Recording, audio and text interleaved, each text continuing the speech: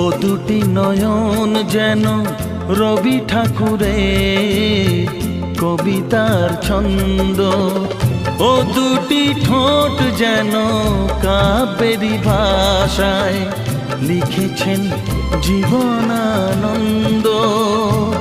তোমার একই অঙ্গে এত রূপের ঢেউ দেখেছি আমি, দেখেনি তো কেউ। শুধু দেখেছি আমি, দেখেনি তো কেউ। ও দুটি নয়ন যেন রবি ঠাকুরের কবিতার ছন্দ।